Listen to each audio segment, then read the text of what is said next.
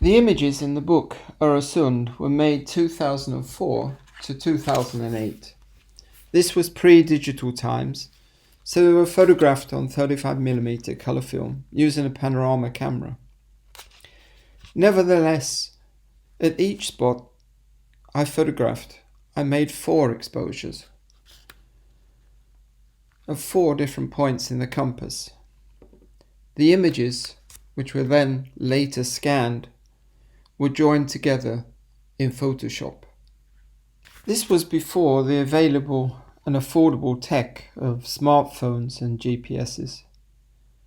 Instead, I used a little pocket notebook called a Palm with a Bluetooth GPS adapter.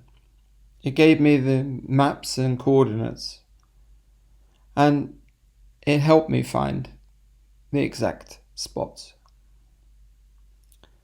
My idea was via parallel points on either side of the Øresund coastline to show the differences and similarities in geography, culture, topography, etc. between Denmark and Sweden. The Øresund Bridge had been open since the year 2000, and there were lots of talk on both sides, but mostly on the Swedish side, of integration between the two countries. But the history of these two nations has been long and complex. At one time, for instance, Denmark owned southern Sweden, Skåne. One of the biggest differences I found while photographing was one of access. Sweden has its allemansrätten, the right to walk more or less where you want to, within certain limitations, of course. Along the Øresund coastline on the Danish side, it was sometimes impossible to gain access as the ground was private. So the parallel points were hard to match.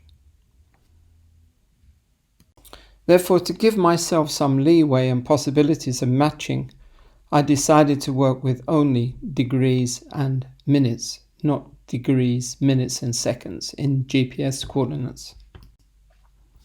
Most of the images in this book were included in the 2010 exhibition Up and Around at the Dunkers Kulturhus in Helsingborg. There they were presented as 360-degree images in their original form on 4 screens, the viewer standing in the middle, surrounded by the place from the GPS coordinates. There was also sound which I'd recorded at the various places.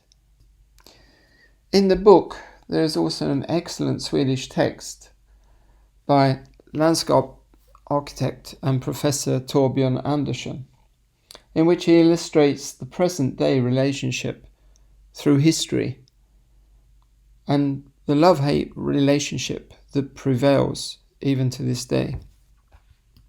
Recently, there was some debate about the Danes letting out untreated sewage into the Sound, but the Swedes in the 70s built a nuclear power plant on the doorstep of Copenhagen, just kilometers of water separating the two.